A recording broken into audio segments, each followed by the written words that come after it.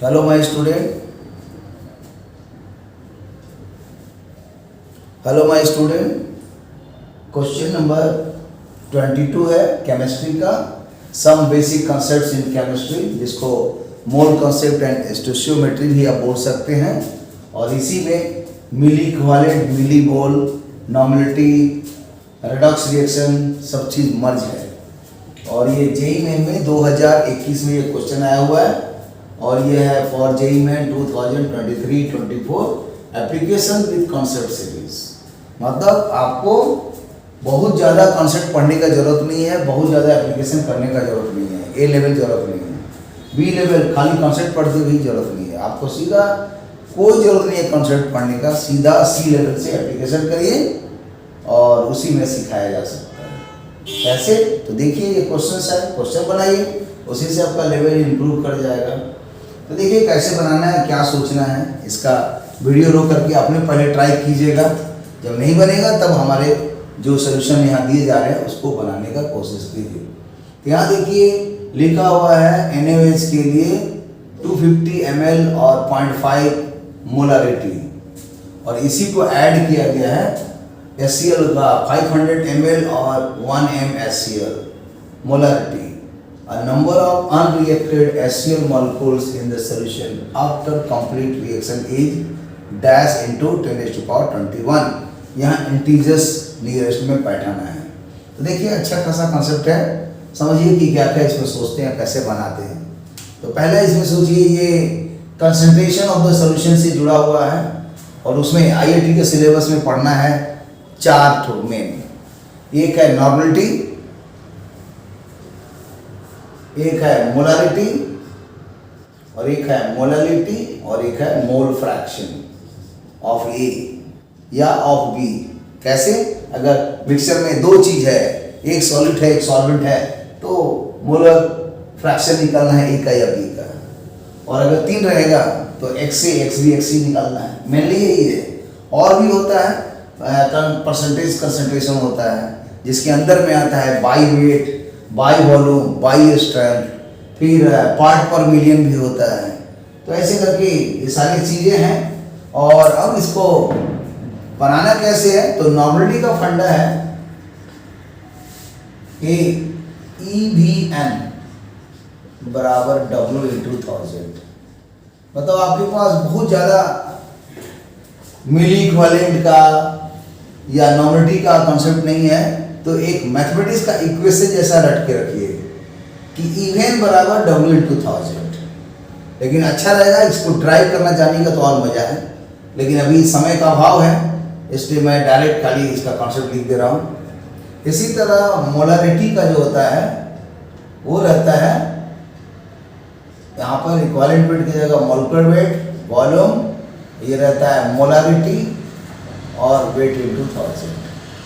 ये दो का यूज है। और अगर आता है मोलालिटी तब ये होगा मोलकुलर वेट, यहाँ होगा वेट ऑफ द सॉल्वेंट, और यहाँ होगा स्मॉल m, यहाँ होगा W/1000। ऐसे ही मैं लिख दिया, लेकिन हमारे लिए जरूरत है बस पहला और दूसरा। क्यों जरूरत है? कि यहाँ पर हमको नॉर्मलिटी का जरूरत है, अब मोलारिटी दिया है तो हमको जानना होगा कि नॉर्मलिटी और मोलारिटी में क्या रिलेशन है। तो उसके लिए क्या है, फ्रॉम रिलेशन 1 and 2 देखिए, फ्रॉम 1 and 2 क्या दिख रहा है, RHS बराबर है इसलिए LHS बराबर होगा। तो EVN बराबर M0Vm बराबर W/1000। सॉल्व करेंगे तो ये रिजल्ट आ गया। मतलब हम ये दोनों से सोच रहे हैं, इसमें वॉल्यूम कैंसिल हो जाएगा तो ये आ गया ऐसे। जिनको नहीं याद रहे तो थोड़ा इसको पलटी कर दीजिए, तो पलटी कीजिएगा तो क्या दिख रहा है, MOM, मॉम। मॉम माने क्या, मदर, और mom is equivalent to NE, नानी। तो मॉम और नानी दोनों देखिए ऐसे सोचो, तो वैसे करके रटो या ड्राइव करके रटो, लेकिन रटो जरूर कि मॉम बराबर नानी। और अब इसी को आगे बढ़ाओगे तो दिखाई देगा कि NE बराबर M0M, मतलब नानी बराबर मॉम तो अब इससे निकालेगा तो n का आंसर क्या आएगा, m नॉट बाई ई, और इसको बोलते हैं m, और यही होता है बैलेंस फैक्टर। तो एक फॉर्मूला आ गया कि नॉमिनेटी मोलरिटी से जुड़ा हुआ है, मोलिक्यूलर वेट और इक्विवेलेंट वेट डिवाइड कर देंगे तो उससे लिंक हो जाएगा, और इसी को कहा जाता है बैलेंस फैक्टर। तो यहाँ खोजना पड़ेगा हमको कि NaOH के लिए और HCl के लिए क्या n और m सेम है या नहीं है। तो पहले सोचा जाए कि NaOH के लिए क्या है। तो NaOH के लिए हम निकाल रहे हैं equivalent weight, equivalent weight of NaOH वो कितना होगा। तो इसका कंसेप्ट होता है कि इसका मोलिक्यूलर वेट निकालेंगे, molecular weight of NaOH divided by total number of positive charge या निगेटिव चार्ज, न्यूमेरिकल वैल्यू तो 1 आ रहा है यहाँ पर, तो यहाँ पर 1 पुट कर देंगे।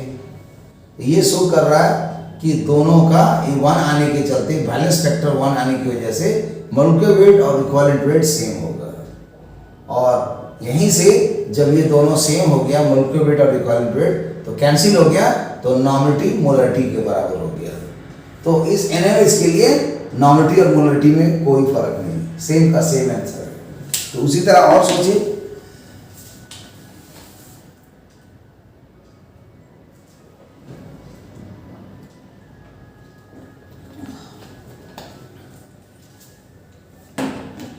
तो इसी तरह HCl का भी सोचेंगे। तो equivalent weight of HCl, molecular weight of HCl और टोटल पॉजिटिव चार्ज 1 है, यहाँ भी दोनों सेम हो गया, तो ये दोनों कैंसिल, फिर आया नॉमिनेटी मोलरिटी बराबर। तो इसका मोलरिटी और नॉमिनेटी सेम है। तो अब इसको देखेंगे कि NaOH के लिए फॉर NaOH के लिए लिखिए क्या है, ये और लिखिए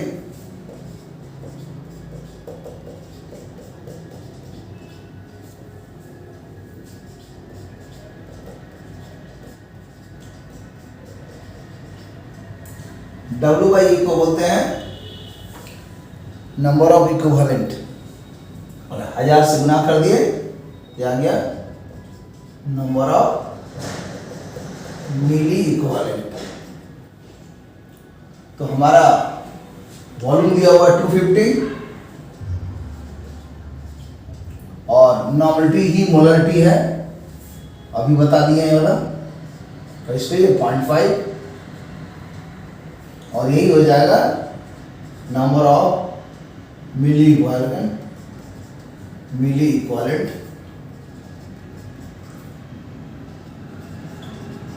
ऑफ NaOH। ये आएगा 125, 25 गुना 5 125, दशमलव शिफ्ट होगा तो आ जाएगा 125।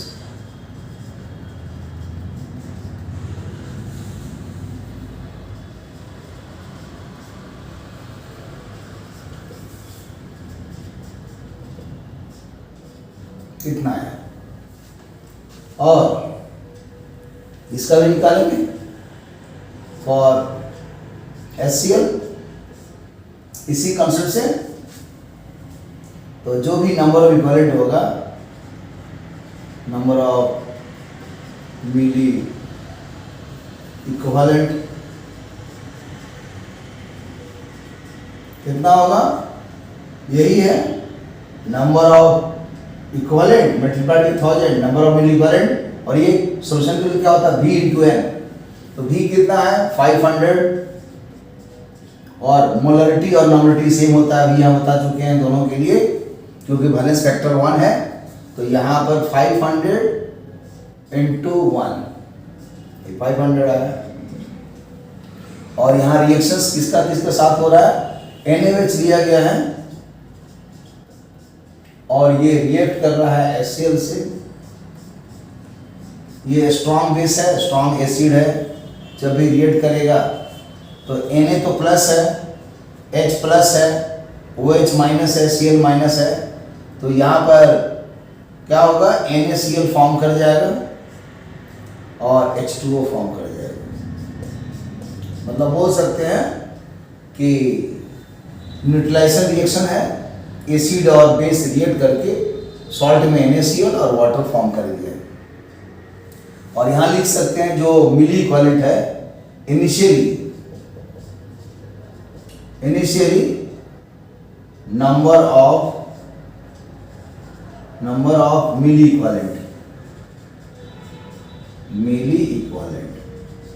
क्या है? इनिशियली माने एकदम स्टार्टिंग में, ये वाला है NaOH का 125 और इसका है 500, और ये तो शुरू में बना नहीं रहेगा, 0 रहेगा। और ये इक्वेशंस तो खैर इजी है, लेकिन कभी अगर कॉम्प्लेक्स भी रहे तो उस इक्वेशंस को मिली इक्विवेलेंट के प्रॉब्लम बनाते समय में बैलेंस करने का जरूरत नहीं है।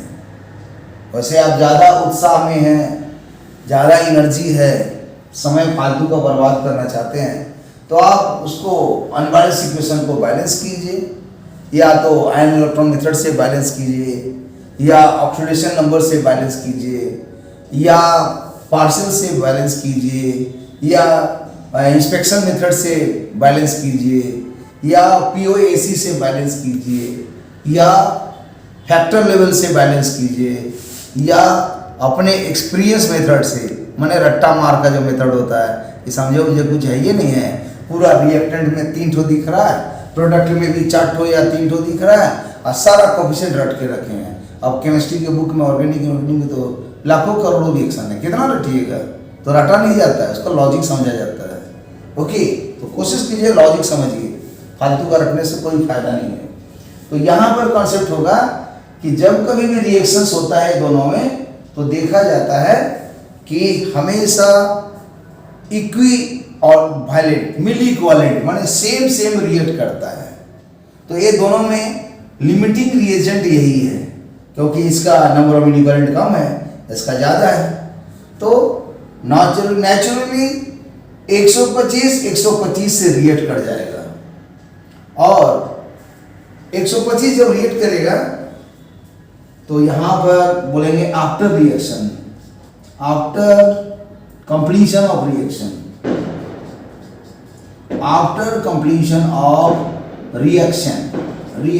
ऐसा लिखते हैं, आफ्टर कंप्लीशन ऑफ रिएक्शन क्या होगा? क्योंकि ये फर्स्ट रिएक्शन है, ये तो मॉडरेट रिएक्शन नहीं है जो केमिकल काइनेटिक्स जैसा सोचेंगे। सिंपल यहाँ पर सोच लीजिए कि ये रिएक्शन जब कंप्लीट होगा तो 125 जो लिमिटिंग रिएजेंट है, ये एक्सेस रिएजेंट है, ये पूरा खत्म हो जाएगा, 125 का 125। और जब 125 रिएक्ट करेगा यहाँ पर खत्म हो जाएगा, तो बचेगा यहाँ पर 0, और यहाँ पर 125 खर्चा हो गया तो ये भी 125 खर्चा होगा। लेकिन आप लेके चले हो 500, तो बचेगा कितना? 500 माइनस 125, मतलब फाइनली 375। और यहाँ पर 125 खर्चा हुआ, और यहाँ पर 500 था एक्सेस में, तो 500 में 125 घटा दिए, तो इतना 375 अनरिएक्टेड रहेगा। और यहाँ पर जो बनेगा वो आफ्टर रिएक्शन 125 रिएक्शन हो रहा है, इसके अंदर भी 125 रिएक्शन हो रहा है, तो ये मिली इक्विवेलेंट 125, ये रिएक्शन में 125, तो ये भी 125, ये भी 125। तो ये एक वाइटल कॉन्सेप्ट है, जबरदस्त कॉन्सेप्ट है, इस बात को समझिए, और ये समझ जाइएगा तो केमिस्ट्री का मूल कॉन्सेप्ट स्टोइकियोमेट्री चैप्टर आसान लगेगा। रेडॉक्स रिएक्शन के साथ जोड़िए या न्यूट्रलाइजेशन के साथ जोड़िए, आराम से बनेगा। सबसे फालतू और बकवास चैप्टर यही है जो केमिस्ट्री में बहुत हार्ड पड़ता है, मूल कॉन्सेप्ट से जुड़ा हुआ है। तो जिसका ये कॉन्सेप्ट क्लियर है तो केमिस्ट्री में कहीं दिक्कत नहीं। और सब चैप्टर केमिकल इक्विलिब्रियम हुआ, या थर्मोकेमिस्ट्री हो गया, या और भी जो भी है, वो सब चैप्टर क्या है, इजी है। सॉल्यूशन पढ़ोगे, 4 फार्मूला के अंदर में सब बन जाएगा। केमिकल काइनेटिक्स पढ़ रहे हो, फर्स्ट ऑर्डर पढ़ो, 0 ऑर्डर पढ़ो, अर्हेनियस कॉन्सेप्ट पढ़ो, रेट ऑफ रिएक्शन पढ़ो, सारा क्वेश्चन बन जाएगा। तो कहना तो ईजी है, लेकिन ये चैप्टर थोड़ा हार्ड है और इसमें मेहनत करने की चीज़ है। तो अब इतना समझने के बाद अब समझ में आ गया कि क्वेश्चन पूछ रहा था number of unreacted HCl molecule, तो अभी हमको अनरिएक्टेड HCl मॉलिक्यूल का मिली इक्विवेलेंट निकल गया, तो यही 375 आया। और अब ये जो अनरिएक्टेड हुआ, अब यहाँ पर कंसेप्ट और सोचेंगे कि हमको तो चाहिए नंबर ऑफ मॉलिक्यूल, तो नंबर ऑफ मॉलिक्यूल तभी निकलेगा HCl का अनरिएक्टेड जब अगर हम लोग पता लगा ले कि कितना वेट है। तो वेट देखें क्या होगा, तो लिख सकते हैं यहाँ पर कि number of milli equivalent, number of milli equivalent of HCl। कैसा HCl है वो, तो unreacted HCl, number of milli equivalent of unreacted HCl कितना है वो, तो number of milli equivalent unreacted HCl का हो गया 375। और जो भी नंबर ऑफ मिली इक्विवेलेंट होता है वो क्या के बराबर होता है, तो एक तो V इंटू N के बराबर होता है, और दूसरा होता है W/E इंटू 1000, यही तो नंबर ऑफ मिली इक्विवेलेंट है। तो यही वाला कॉन्सेप्ट लगा देंगे, W/E इंटू 1000, तो इसी को लिख देते हैं W/E इंटू 1000। और अब इसको सॉल्व करेंगे, ये इसके बराबर है, तो इस स्टेप को उधर दिखाते हैं कि W/E इंटू 1000 बराबर 375, W/E इंटू 1000 किसके इक्वल है 375। तो 1000 से डिवाइड कर देंगे, तो W/E नंबर इक्वल निकल गया, 1000 से डिवाइड करने से 0.375। और इसी से अब निकल जाएगा कि नंबर ऑफ मॉलिक्यूल्स, क्यों वेट निकल गया, यहाँ पर वेट आ गया, इक्विवेलेंट वेट इनटू 0.375। और इक्विवेलेंट वेट HCl का कितना होगा, तो इक्विवेलेंट वेट HCl का होता है मॉलिक्यूलर वेट डिवाइडेड बाय 1। तो यहाँ पर पुट कर देंगे इक्विवेलेंट वेट का जो वैल्यू है मॉलिक्यूलर वेट डिवाइडेड बाय 1, तो इसका मॉलिक्यूलर वेट कितना है HCl का, हाइड्रोजन और क्लोरीन, तो HCl H का 1, क्लोरीन का 35.5, तो 36.5, और ये वाला 1 है, और इनटू दिस, तो हमारे पास ये वेट निकल गया कि आ रहा है 36.5 इंटू 0.375 ग्राम। लेकिन हम लोग को चाहिए यहाँ पर नंबर ऑफ मॉलिक्यूल्स, तो वो कंसेप्ट क्या होता है, तो यहाँ पर निकालना पड़ेगा नंबर ऑफ मोल। तो नंबर ऑफ मोल क्या होता है, of HCl weight divided by molecular weight. तो वेट तो पता है 36.5 इंटू 0.37 बाई मोलिकुलर वेट। तो मोलिकुलर वेट कितना है, तो मोलिकुलर वेट हो गया यही 36.5, मैंने फाइनली कट के वही निकला, number of mole of HCl cut गया तो इक्वल टू में 0.375। तो जैसे ही 0.375 नंबर ऑफ मोल निकला, तो अब हम लोग को निकालना है नंबर ऑफ मोलिक्यूल्स। तो नंबर ऑफ मोलिक्यूल्स क्या होगा, number of molecules of HCl। तो आप जानते हैं कि एक मोल में होता है इतने मोलिक्यूल्स और हमारे पास इतने मोल है, तो यूनिटी मेथड से क्या होगा, मल्टीप्लाई कर देंगे दोनों को, तो आ जाएगा 6.023 इंटू 10, 23 नहीं है 22 है, जो लिखा है वो यूज किया जाए, इंटू 10 का पावर में 23 और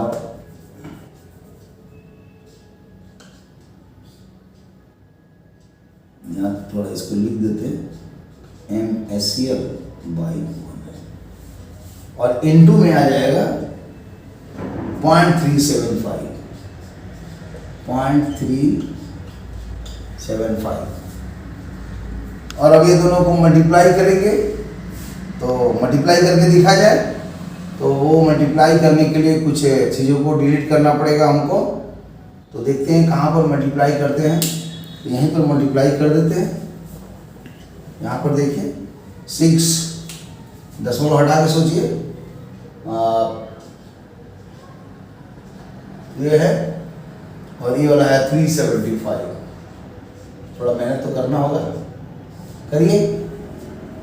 5 दूना 10, 1 बच गया। 5 दूना 10, 1 11, फिर यहाँ 0 है तो 1 आ जाएगा। 6 × 30, फिर 7 से 7 दूना 14, 1 बचा। 7 दूना 14, 1 15, फिर यहाँ 0 है तो यहाँ 1 आ जाएगा। 7 × 6 42, फिर 3 से हुआ 3 दूने 6 और 3 दूने 6, फिर 0, 6 3 18, यहाँ आ जाएगा 0, 5 6 5 11 12, 1 बचा। 6 1 7 1 8, 3 2 5, 8 4 12 और यहाँ आ गया 2। देख लीजिएगा, कैलकुलेशन मिस्टेक होगा तो ठीक कर लीजिएगा। अब यहाँ पर जो आया इसको लिखा जाए तो आ जाएगा 2 2 5 8 5 8 250 मल्टीप्लाइड बाई 10⁻23 और यहाँ पर 21 दिया है। तो 21 का मतलब यहाँ से मतलब हटाना पड़ेगा हमको 100। तो जब अगर 100 हटाएंगे तो ये आंसर्स, सॉरी कहीं मिस्टेक हुआ है, ये दोनों को जब मल्टीप्लाई किए तो डेसिमल तो यहाँ 3 डिजिट है, यहाँ 3 डिजिट 6 डिजिट 1 2 3 4 5 6, ये है 2.2।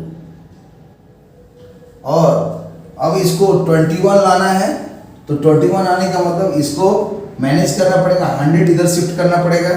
तो जब 100 शिफ्ट करेंगे तो ये हो जाएगा, माने इसमें से 100 निकाल दें और मल्टीप्लाई कर दें 100, शिफ्ट हो जाएगा 225 225, ये आ गया।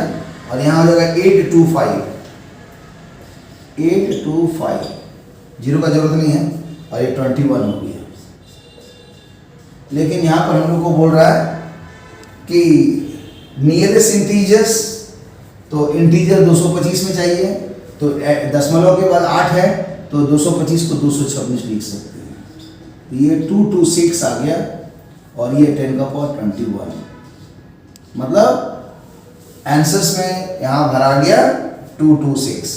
तो इसके बाद का स्टेप लिख सकते हैं इसको कि फिल इन द ब्लैंक्स में आया answer 226 dash dash dash dash, ये इसका आंसर है फाइनल 226। तो अगर कहीं मिस्टेक होगा तो थोड़ा आप लोग चेक कर लेंगे, लेकिन कॉन्सेप्ट यही है, ऐसे ही सोचना है। और देख लीजिए कितना टाइम लगा, क्योंकि समझाना है इसलिए टाइम लगा, लेकिन जिसके पास अगर स्पीड में बनाना होगा तो टाइम बचेगा। लेकिन चूंकि हमको समझाना था सब कुछ, तो इसलिए थोड़ा वीडियो बड़ा हो गया। Okay, thank you for watching the video. और इसी तरह लगातार प्रैक्टिस कीजिए, पूरा कैलकुलेशन करिए और पूरा डेराइवेशन दिमाग में रखिए और अपने स्टाइल से बनाइए, ये नहीं कि किताब की जैसा। Okay, thank you, see you again. फिर नेक्स्ट वीडियो में मिलते हैं। इसी तरह फिजिक्स में, केमिस्ट्री में, मैथ में, जेई में, जेई